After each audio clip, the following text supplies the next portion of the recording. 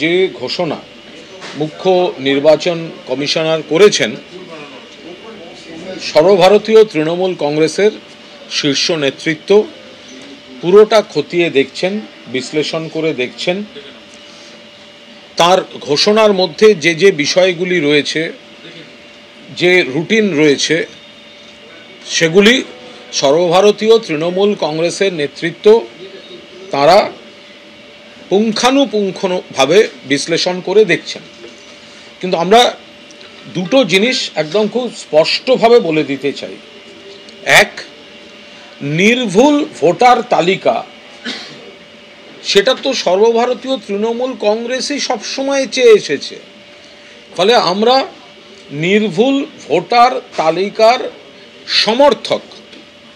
যখন অন্য রাজ্যের ভোটার তালিকা থেকে কপি পেস্ট করে আমাদের বাংলার ভোটার লিস্টে বসানো হয়েছিল, তখন কিন্তু মমতা বন্দ্যোপাধ্যায়ের নেতৃত্বে, অভিষেক বন্দ্যোপাধ্যায়ের নেতৃত্বে তৃণমূল কংগ্রেসই এই জাতীয় নির্বাচন কমিশনের কাছে প্রতিবাদ করেছিল, যেগুলো সব মহারাষ্ট্র বা দিল্লিতে পরে ধরা পড়েছে।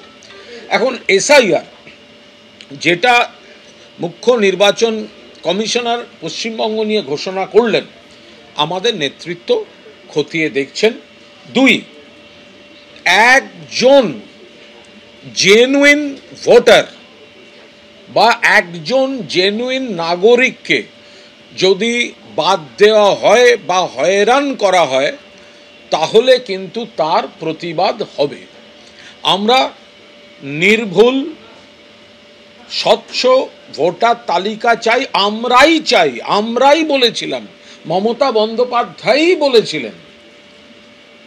এখন সেটা করতে গিয়ে যদি জেনুইন ভোটার বা জেনুইন সিটিজেন নাগরিককে তাদের যদি হয়রান করা হয়, তার বাবা কোথায় ছিলেন, তার মা কোথায় ছিলেন, ইত্যাদি ইত্যাদি, যদি উদ্দেশ্য দেখা যায় জেনুইন ভোটারদের কাউকে বাদ দেওয়া হচ্ছে, সেক্ষেত্রে কিন্তু 1 লক্ষ কর্মী সমর্থক নিয়ে গিয়ে দিল্লিতে নির্বাচন কমিশনের অফিস ঘেরাও হবে।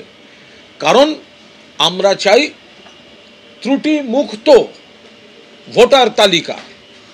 আবার পাশাপাশি আমরা বাংলার মানুষকে বলবো, দয়া করে এটা গুরুত্ব দিয়ে শুনবেন, পাশাপাশি আমরা বাংলার মানুষকে বলবো যে আমরা জানি আপনারা বিজেপির ওপর বিরক্ত, আমরা জানি এর মধ্যে চক্রান্ত বা হয়রানি বা বাদ দেওয়ার চেষ্টা থাকলেও থাকতে পারে, কিন্তু যদি কারুর কোথাও কোনো সমস্যা বলে মনে হয়, কেউ কোনো রকম আইন বহির্ভূত বিজেপির প্ররোচনায় পা দেবেন না। তৃণমূল কংগ্রেস কোনো হিংসাত্মক প্রতিবাদ সমর্থন করবে না। যদি কাউকে কোথাও বাদ দেওয়ার চেষ্টা হয়, যদি দেখা যায় মানুষকে হয়রান করা হচ্ছে, সেক্ষেত্রে সাংবিধানিকভাবে আইনের সাহায্য নিয়ে যথাযথভাবে প্রতিবাদ হবে। মমতা বন্দ্যোপাধ্যায়ের উপর আস্থা রাখুন, অভিষেক বন্দ্যোপাধ্যায়ের উপর আস্থা রাখুন, তৃণমূল কংগ্রেসের উপর আস্থা রাখুন।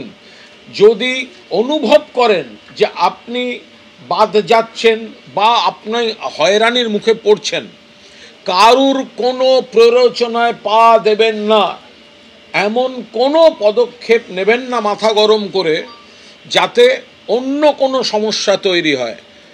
তৃণমূল কংগ্রেস, রাজ্য সরকার, যারা প্রশাসনে আছেন, তারা গোটা জিনিসটা নজর রাখছেন, রাজনৈতিকভাবে আমাদের নেতৃত্বও নজর রাখছেন। ফলে কারুর কোনো সমস্যা হলে আপনি নিশ্চিত থাকুন, তৃণমূল কংগ্রেস পাশে থাকবে আইনিভাবে। দেখলেন তো 100 দিনের টাকা দেয়নি, মমতা বন্দ্যোপাধ্যায় ধর্ণা দিয়েছেন, মমতা বন্দ্যোপাধ্যায় চিঠি লিখেছেন, অভিষেক বন্দ্যোপাধ্যায়ের নেতৃত্বে দিল্লিতে ধর্ণা হয়েছে, গোটা তৃণমূল কংগ্রেস পথে নেমেছে, বিজেপি তবু দেয়নি। হাইকোর্ট নির্দেশ দিয়েছে দিতে, দেয়নি। সুপ্রিম কোর্টে গেছিল, আজকে সুপ্রিম কোর্টও বলে দিয়েছে 100 দিনের টাকা দিতে হবে। অর্থাৎ এসআইআর এর ক্ষেত্রেও আমরা বলছি, আমরা কিন্তু আইনি পথে যদি কোনো অন্যায় অবিচার কারুর উপর হয়, কেউ কোনো রকম প্ররোচনায় পা দিয়ে কোনো এলাকায় এমন কোনো কাজ করবেন না যাতে বিজেপির রাজনৈতিক প্রচারের হাত শক্তিশালী হয়। মমতা বন্দ্যোপাধ্যায় মাথার উপর আছেন, অভিষেক বন্দ্যোপাধ্যায় পাশে আছেন, গোটা তৃণমূল কংগ্রেস আপনার সঙ্গে আছে। ফলে আমরা আজ জাতীয় নির্বাচন কমিশনের মুখ্য নির্বাচন কমিশনারের যে বক্তব্য শুনেছি তার অনেকটা কিছু আরও আলোচনা, আরও খতিয়ে দেখার যে অবকাশ আছে সেগুলো আমাদের নেতৃত্ব আইনসম্মত সমস্ত দিক দেখে সেগুলো খতিয়ে দেখছেন।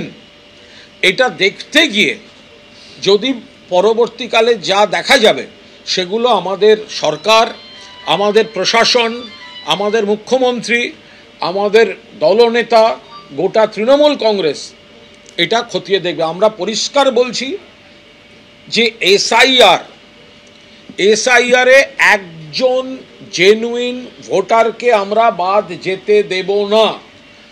ভুয়ো ভোটার অন্য রাজ্য থেকে বিজেপি ঢুকিয়েছিল, ওনারা ঢুকিয়েছিলেন, মমতা বন্দ্যোপাধ্যায় প্রতিবাদ করায় সেগুলো বাদেছে। আর বিজেপি যে ধারণাটা ছড়াচ্ছে, বিরোধী দলনেতা বা বিজেপির কোনো নেতা বলছেন এত বাদ যাবে, এই হবে ওই হবে, আমরা পরিষ্কার বলছি ওরা বিভ্রান্তি তৈরি করছে।